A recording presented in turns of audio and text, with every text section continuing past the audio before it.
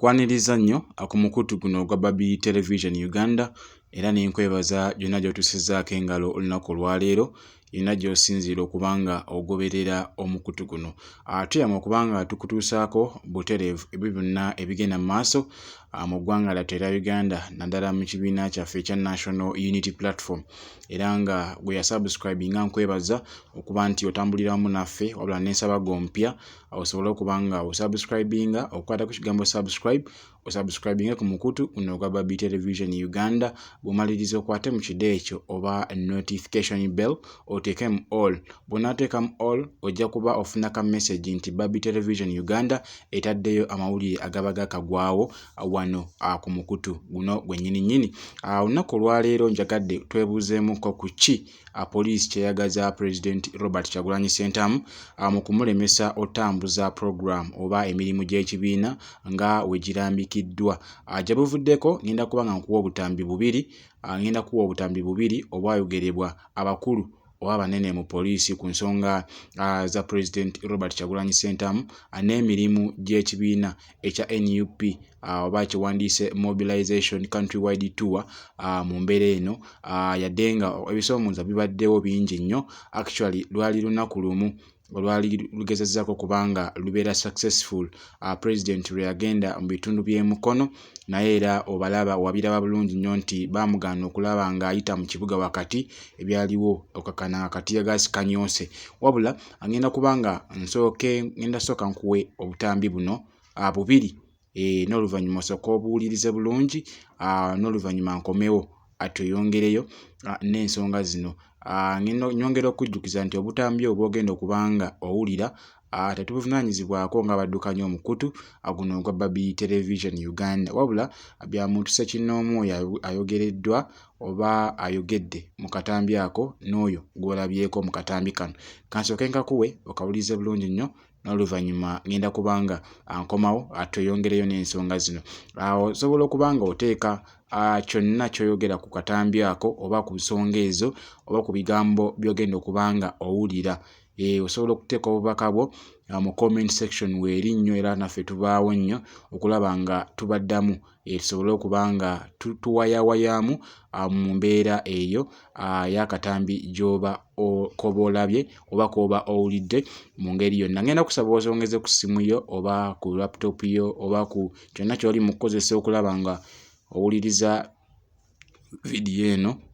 Ngenda kukusaba oyongeze ku ddoboozi osobole okubanga owulira amaloboozi gano osobole okubanga ogategeera bulungi. Katugawulirize n'oluvannyuma ngenda kubanga nkomawo tweyongereyo. We've been offering security and monitoring the continuous regional consultative and mobilization drives by different political groups. Like we indicated last week, the number of regional consultative meetings that are going on in different parts of the country. Now we're happy to inform you that today the police and the NUP leadership are holding a meeting that is taking place right now to purposely harmonize the implementation of the police guidelines regarding public meetings. You remember very well in one of the letters written by the NUP, they had asked for this engagement so that we can see how they can remain law-abiding and fully comply with the police guidelines for the safety of all Ugandans in those places where they go carrying out their consultative meeting. Eddoboozi ly'owulidde lya Fred Enanga era ng'oyo ye mwogezi wa poliisi mu kibuga Kampala nga kossa n'emirirwano era nga bw'atyo yayogera ku nsonga ya countrywide tour phase 2 ku nsonga eyo. Olunaku olwo lwennyini mujjukira bulungi nnyo nti Oweekitiibwa Honorable Joel Ssennyonyi Leader of Opposition yali awandiise ebbaluwa n'asaba amiitinge abakulu mu poliisi enaggulu basobole okubanga bawayaamu babannyonnyole ku nsonga lwaki babalemesa okutambuza emirimu gyabwe egy'ekibiina nga bwe babadde n'enteekateeka ey'okumobilizinga aba supporters oba abawagizi b'ekibiina ekyo ate ne batandika okubanga bateerebwako emizinzi oba emizingo mu makubo ne babalemesa okubanga abatuuka gye baba bateekeddwa okubanga batuuka okusobola okubanga beebuuza ku bantu baabwe okussa n'okubakunga okubawagira nakussa n'okubanga babategeeza ebyo ebigenda mu maaso mu kibiina kyabwe.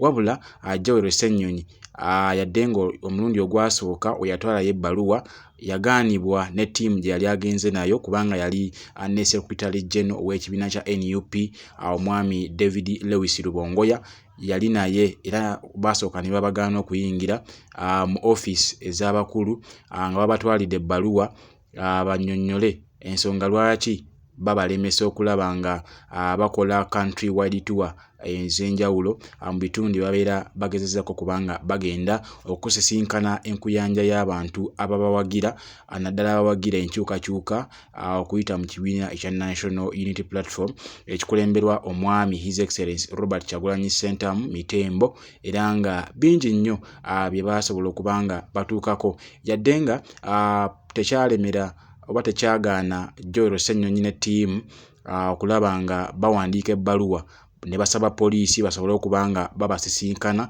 era Joel Ssennyonyi yavaayo ebbaluwa eyo n'agitulagako bulungi nnyo era n'ategeeza nti bawandiise ebbaluwa eyo basobole okubanga batuulako mu meeting batuuleko n'akafubo mu kafubo ka meeting poliisi ebannyonnyola ensonga lwaki buli we babeera balaga baba blockinga ne babalemesa okulaba nga bagenda okumobilizinga emirimu gy'ekibiina oba okumobilizinga abawagizi b'ekibiina kyabwe ekya National Unity Platform.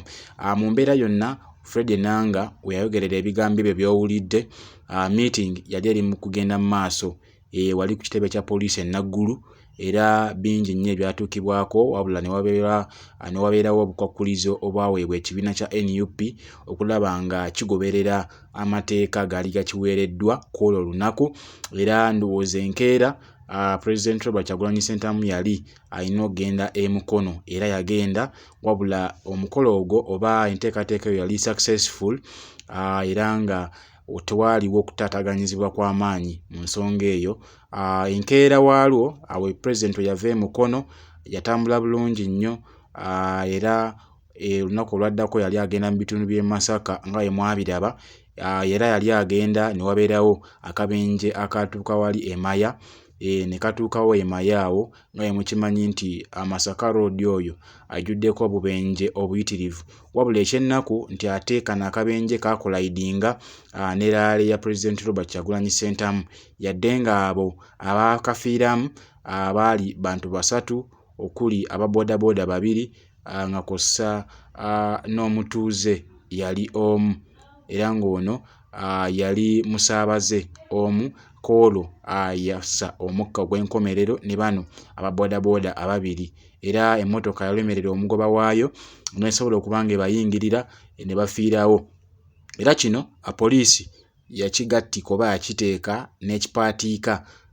ku convoy ya His Excellency Robert Kyagulanyi Ssentamu era n'amawulire ag'enjawulo gaavaayo ne gagamba nti ekibiina kya National Unity Platform ekikulemberwa President Robert Kyagulanyi Ssentamu bafunye akabenje era mbu emmotoka emu ebadde ku convoy ya President nti yasimattuka eneetomera ababoda babiri era nga nabano baali ba NUP wabula okusinziira ku byali ku ground byali biraganga abatuuze bano abaakoonebwa oba bodaboda ebbiri n'omutuuze abaafa oba abaafuna obuvune baali batuuze b'oku kitundu ky'Emaya nga n'olw'ensonga eyo tebaali bananup oba tebaali ku convoy ya President Robert Kyagulanyi Ssentamu yadde nga byakolaidinga mu mbeera yonna era okuva olwo poliisi yavaayo n'esinzirira ku ebyo n'esobola okubanga egaana enkuŋŋaana za President Robert Kyagulanyi Ssentamu okuddamu nga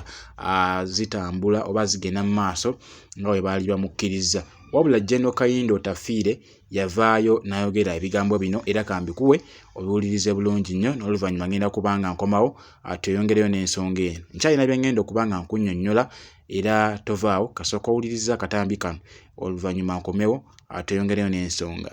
Don't go about beating Kyagulanyi. No. Kyagulanyi should be treated. Kyagulanyi, Besigye, whoever is in opposition, don't beat them for their opposite ideas. So contain them for behaving unprofessionally, conduct unfit for public convenience. When these fellows are doing their conferences, because these political parties are legitimate, they are legal. We have them in the constitution. Me, I didn't like this business of Marath Party, but Ugandans went into a referendum and said we shall go Marath Party. We shall write it in the constitution. So whether I like it or don't like it, I have to respect it, because that's the law. So when you are dealing with these fellows of the opposition, as police officers, don't deal with the opposition. Deal with bad conduct. So Terry Kyagulanyi, Terry Besigye, Terry, I don't know who the other one can say. If you want to do your meeting, don't do it on the street. Don't do it in the market. Don't do it in a school. Don't do it show him where to go. Say, if you want to make noise, go to Kororo, go and jump up and down. When you are tired, you go home. Okwogera okwo kwali kuwanvu nnyo, wabula njagadde nkuwe akatambi mu ddoboozi lye ng'akunnyonnyola ku kuwooninga kwe yali awooninga Inspector General of Police omupya ku nsonga za Kyagulanyi, nti olw'ensonga nti ekintu kya multi-party oba okubeera ne political parties ennyingi mu ggwanga lyattu erya Uganda kyateebwa mu mateeka era kikkirizibwa mu mbeera yonna, nga n'olw'ensonga eyo poliisi kyeba erina okukola kulaba nga ekibiina kya NUP tekimenya mateeka era ng'okusinziira ku ebyo ebibadde bikolebwa oba ebitambuzibwa mu kibiina kino we bibadde mu kugoberera amateeka okusinziira ku constitution y'eggwanga lyattu erya Uganda, era nga President Robert Kyagulanyi Ssentamu ne Honorable Joel Ssennyonyi nga kw'ossa ne Secretary General n'aboogezi abalala be babadde nga balambika ku nsonga ez'enjawulo oba ku mirimu egigenda mu maaso mu kibiina kya NUP. Bingi nnyo ebisingako kaawo ngenda kubanga nzija nabyo, wabula kansabe gwe atannaba kubanga osubscribing okikole, okwate ku kigambo subscribe, osubscribinge ku mukutu guno ogwa Baby Television Uganda. Bw'omaliriza onkwatire mu notification bell oteekemu all. Bw'onaateekamu all ojja kuba tosubwa nsonga zonna ez'amawulire oba ebyo byonna ebitambula mu kibiina kya National Unity Platform. Sigenda kubanga nsoko wano atakumira mpeera bankuumire. Musule bulungi, mweraba.